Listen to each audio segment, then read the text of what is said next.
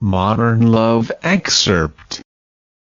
Editor's choice. A 14-year-old boy's attempt at asking a girl on a date makes him the prime suspect in a spate of burglaries and wanted by the police. Deep breaths. Not so deep that you pass out, but deep enough to relax you into a state of such super coolness that you pretty much glide up that finely paved driveway, knock on the door and ask her out. I try a few more deep breaths and then stop before I hyperventilate right here in the street. Her house is in the middle of the street, a semi-detached new build that screams. Yes, the area I was built in may be a little troublesome from time to time, but living in this house I'll forget all that. It's probably got 4 bedrooms with ensuite. The windows are double glazed, dark brown frames against pale, expensive brickwork, and she has a garage that's attached to the house. Whatever her dad does for a living, he must be good at it. In my head I replay the conversation that got me here. I was sat on the wall by the art block. My best friend was with me. We only had half an hour for dinner, but he'd been back to the canteen 3 times already. As usual on summer days, the girls in our year like to sit in a group on the grass and gossip the time away. A ring of male spectators had gathered, keeping their distance just enough to avoid detection but watching them closely. We were in that ring, but I was only watching one girl, Jo. We only had a few lessons together, but it was enough for me to fall in love with her. She told me she likes you, said Ste, trying to impale as many chips onto the small plastic fork as he could manage. Those coolness? T made a bid for escape over the side of the tray. Dinner for the birds once we left the yard? Are you sure? I asked him again. There were 2 reasons why I am not convinced. 1. A girl like Jo wouldn't ever like me, and 2. I've known Ste my whole life, and 98% of what comes out of his mouth is crap. Trust me. When he sees the look on my face, he decides to elaborate. She told Claire that she likes you. You said she told you herself. He waved his hand in the air as though who said what? Wasn't really important. I ducked the chips that flew off the fork. I meant she told Claire and Claire told me. Wasn't supposed to know, but I coolness?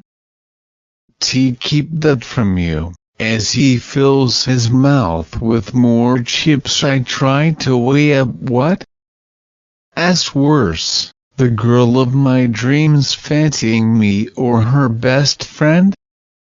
Shocking morals on confidentiality. Should I ask her out here, at school? I ask myself aloud. Ste thinks I am asking him. He shakes his head and I am glad he hasn't.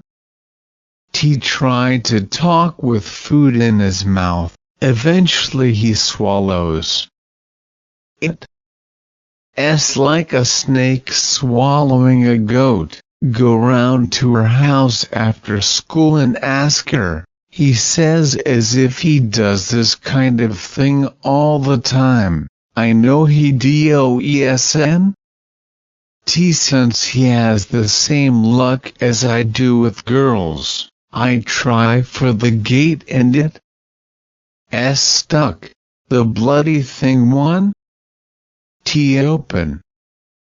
Is this a sign? I am trying desperately to get it open while at the same time trying to keep a cool exterior. Should anyone happen to glance out of their window, a small amount of light kicking and eventually it swings open and emits a high-pitched screech of rusted hinges, like a warning system. Hopefully not one for an attacked dog. Does she own a dog? She never said. Jesus, what if I am savaged in her front garden? There aren't any warning stickers in the window, though. You got to warn people if you housing a four-legged, ferocious killing machine. I read that somewhere.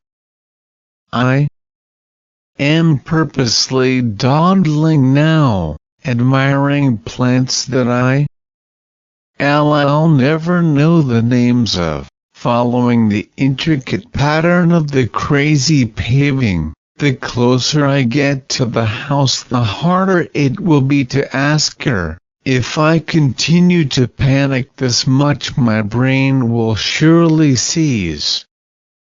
Get a grip, I tell myself. She's known you ages. I'll be pleased, if a little surprised, to see you at her door, but that one matter.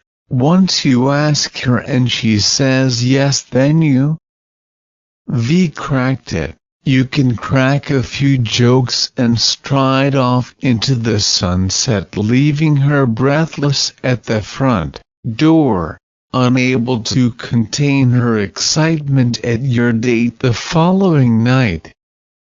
You hope I am at her door. Do I use the door knocker or bell? Is there a system? My hand hovers, unsure, between the two. Is the door knocker for friends and family and the bell for salesmen and extremely nervous 14-year-olds? What do I do? Help, please, anyone? Excuse me, mate. I spin around so quick that I almost turn a full 360. A man is standing by the gate dressed in a dark blue courier uniform, holding a clipboard and a package under his arm.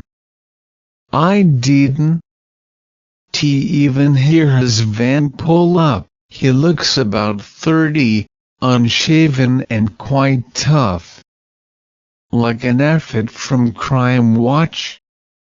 Yes, I say, happy for the distraction. Is this 14 Hamble Drive, I look back at the door. No number anywhere. Why would you not have a door number on your house? Don? No? Oh. Right, I thought you lived here. It looked like you were unlocking the door, that was all. No, I don't. Mate?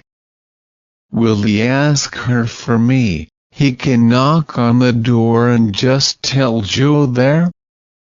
A very nervous kid on the street who would like to go out with her. She? I'll think it. Sweet, what? The name of the family that live here? He asks, while placing the clipboard on the wall and checking the parcel over. My mind? Gone blank again. I managed to forget my future girlfriend? Last name, and I thought exam stress was a killer. I don't know.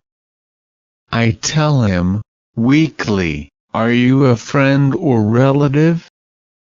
He looks concerned that he got a chance to unload a parcel but he can't tell if I am an idiot or not. Not really? Oh God, I am getting flustered. He making me even more nervous and I am doing my best not to show it. Not really what I am a friend. You wearing t-shirt a second ago? I am a friend. I assure him, but he doesn't seem assured. He reaches for the pen behind his ear and taps the parcel. He weighing me up, sussing if I know what I am talking about.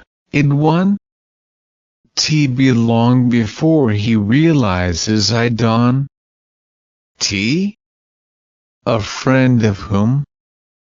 Their daughter, who is Claire? That's not her name, you fool. No, Joanne, I mean, Joe, are you sure you know them? How has none of her family heard this conversation? There?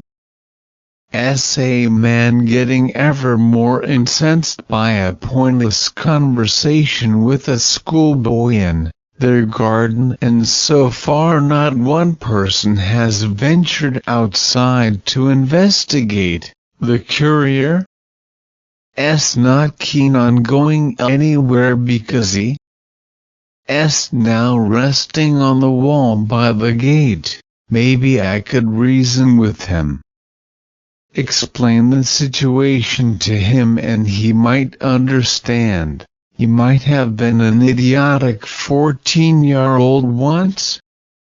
What are you doing at the door? The laid-back approach he had before has now disappeared, and he looking at the other houses in the street when he asks his question.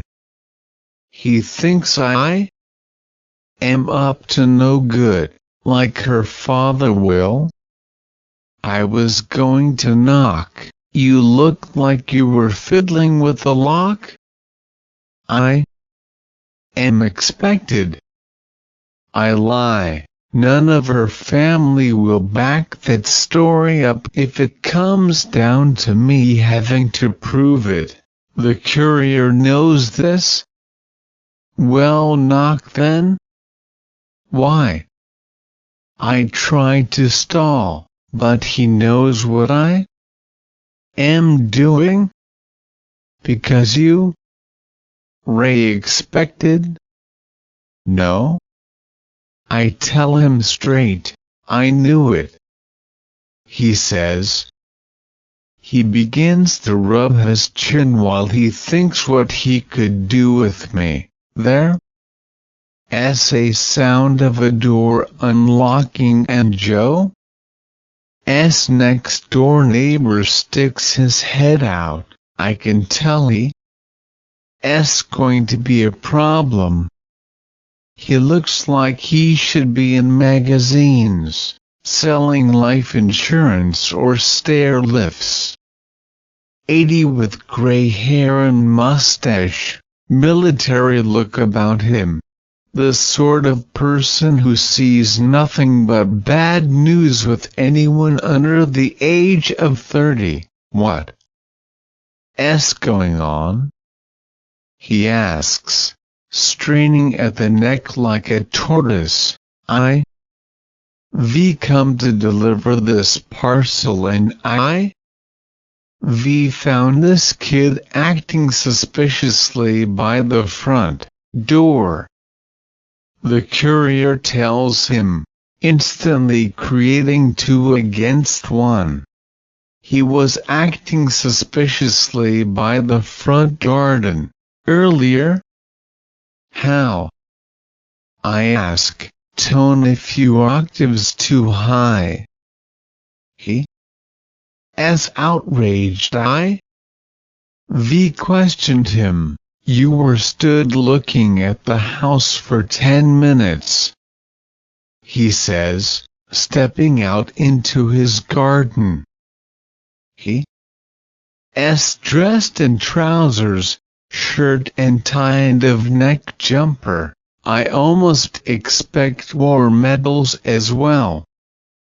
Unless his house has air conditioning, wearing that outfit in this heat can be good for anyone, any age. I thought you were lost, but you were looking to see if anyone was at home. That's what I thought, said the courier, holding his hands out. Now he's found someone who agrees with him. He points at me, but he says as expected. You? Ray expected? The old man repeats, shaking his head. Yes, I am. Throughout all this the panic isn fading and I dawn. Moved from the spot. I feel like I am on trial. Who? Expecting you, then? The old man asks. Joe. I stress, Joe is expecting me? I pray this will end it. Well, you? I'll struggle there. I am afraid, he informs me. She went out with her dad. Earlier, a wave of relief crashes over me. I won't have to embarrass myself. It's instantly followed by a tsunami of realization that I'll be no closer to getting the girl of my dreams. I am phoning the police. The courier takes out his mobile phone. Hang on a minute. I protest, hands flapping about wildly. There has been a spate of burglaries around here, states the old man, pointing at me and raising his voice as if he wants the entire street to know. I knew it was kids. You? Got some nerve stealing from houses in broad daylight? But I know Joe, from school.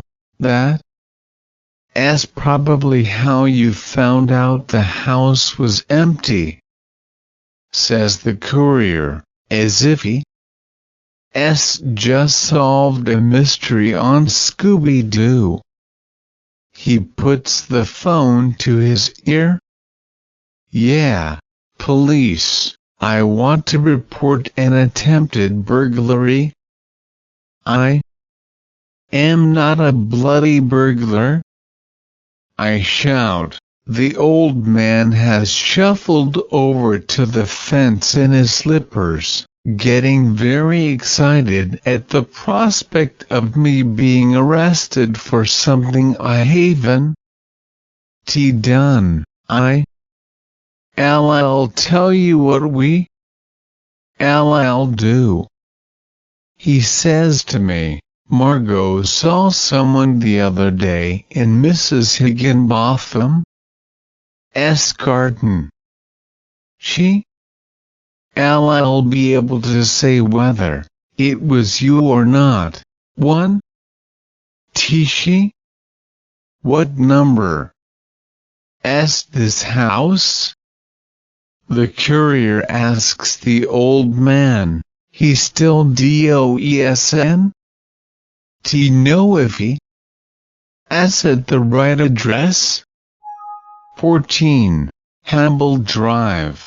The courier looks at me as if to say you should have just accepted the parcel. The old man is already making his way across the road to the adjacent house where, I assume, Margot lives.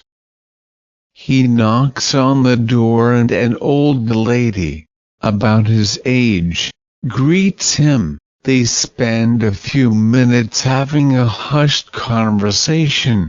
The courier hangs the phone up and stares over at the old couple talking. The police will be here soon, he says to me. I'll just head off home. I begin to make my way out of the garden, but the courier blocks my way.